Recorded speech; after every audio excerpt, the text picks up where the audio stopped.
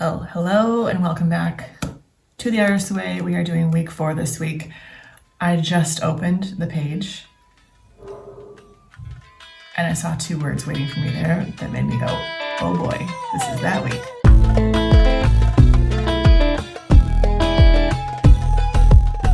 I'm going to read you just the little introductory note over here. I haven't read any of the text for week 4 yet, except for the title, which is Recovering a Sense of Integrity. Now, week 4, let me tell you what we're to expect.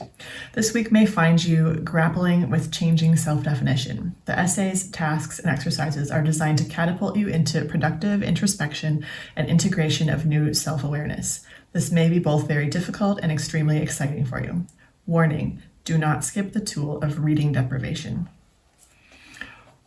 So, I'm going to tell you, based on what I know from previous experiences of going through The Artist's Way, I knew this week was coming. I didn't realize it was week 4. I now will never forget it. So reading deprivation, even though I haven't gone through the text, here's what it means. When I read this, it will be the last thing I read for a week. And she's more specific than just that. It's not really just reading, it's like media consumption. Because if you just cut reading out and then you go, well, it's okay if I listen to it. So I can listen to podcasts or I can watch YouTube videos. I can consume all of this stuff still, right? As long as I'm not reading, what's the problem? What I remember is that she's essentially saying no words. So if you listen to music, it shouldn't have words. Don't read things, don't listen to things, don't watch things. Yeah, so that is this week. That's great to know. I got a little caught by surprise with that. So I'll be documenting. I'm really curious what I'm going to have to share with you at the end of this week. And I will say in advance, even though there's a part of me going, oh, what? But there's all the books and I want to, this has always been a great week. So if you're watching this and you're like, oh, there's no way I'm doing The Artist's Way, that sounds like bananas. It works. She recommends this tool because it works. And I've had some really great experiences in the past doing it. So I am looking forward to it. When I chose to go through The Artist's Way for the second time, a big part of my motivation was this specific week. I was looking forward to it a lot. So it's going to be good. I thought it was going to be later. It's happening right now, but it's going to be good. So consider this your invitation to join along or order the book, make a plan to do this on your own at some point. But yeah, it's going to be good.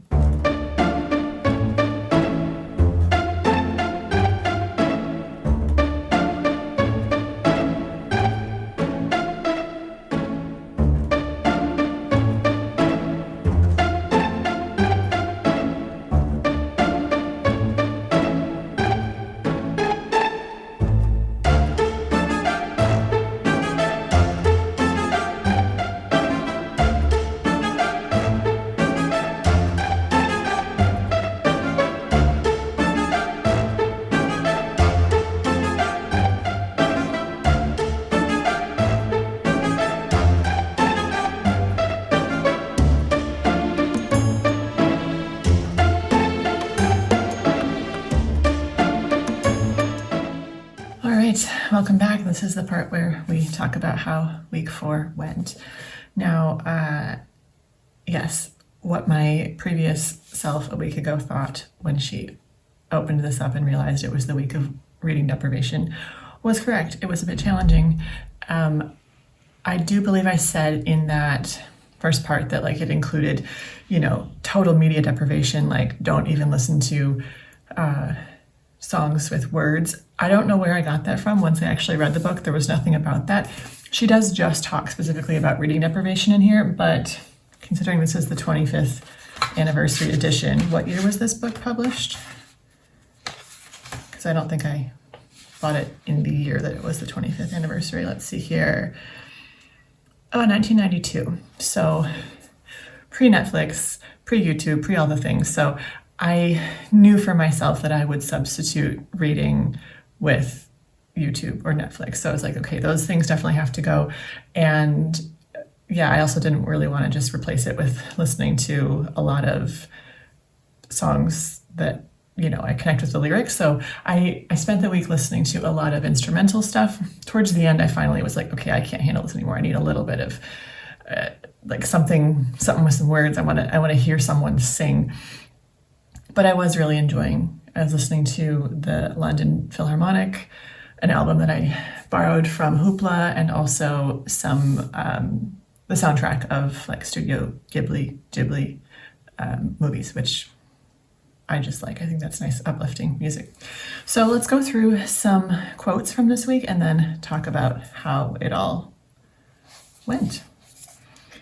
So, right, again, the theme was recovering a sense of integrity. First quote we've highlighted here. In my years of watching people work with morning pages, I have noticed that many tend to neglect or abandon the pages whenever an unpleasant piece of clarity is about to emerge. If we are, for example, very, very angry but not admitting it, then we will be tempted to say we feel okay about that. The morning pages will not allow us to get away with this evasion, so we tend to avoid them. I definitely find that to be true, that like simply the act of filling up 3 pages is going to require honesty. Like I can't lie to myself for that many words, So I do tend to really pour a lot of stuff, a lot of garbage onto the pages, and I find it really helpful. But yes, that point about wanting to avoid them simply because they're going to require that honesty of us, yeah, that resonates for sure. Another quote in here, until we experience the freedom of solitude, we cannot connect authentically.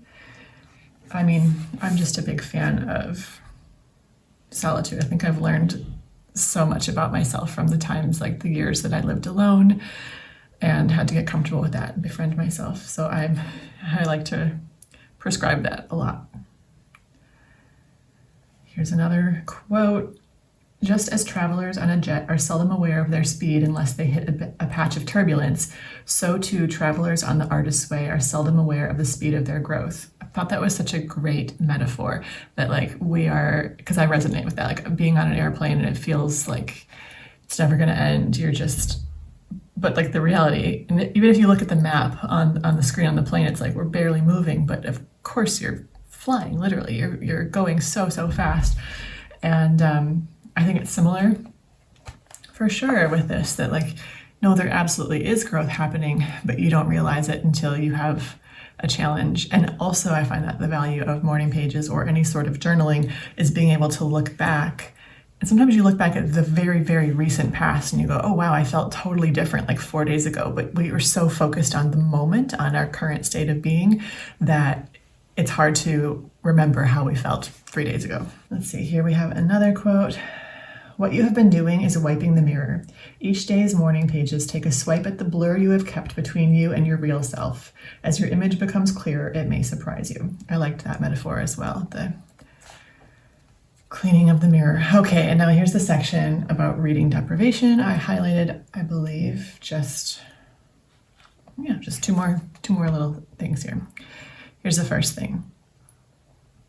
Explaining why we do the reading deprivation, or in my case, the media deprivation.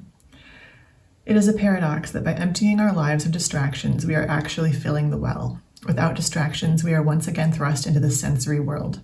With no newspaper to shield us, a train becomes a viewing gallery.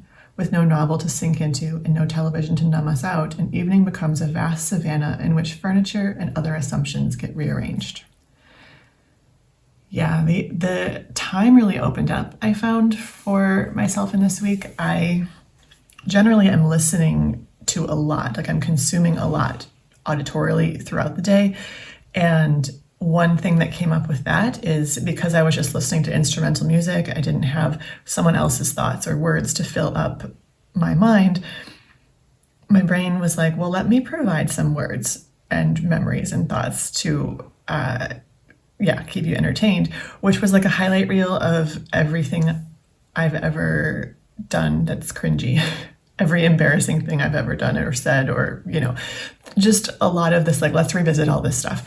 And it was not fun, at least not at the beginning, but I used a couple of my favorite tools. One is tapping, EFT, emotional freedom techniques, where you are tapping on these different energy points and, kind of like talking yourself through this.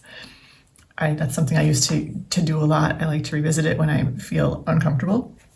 And that was helpful to get me to a point where I was saying, hey, I deserve my compassion too. Like, I'm willing to give this compassion to other people. I should be willing to give it to myself as well, because it's not fair to understand where others come from and to allow them to have learned and grown and evolved. But for myself to look at past versions of myself and go, oh, why weren't you, fully formed? Why weren't you like arrived?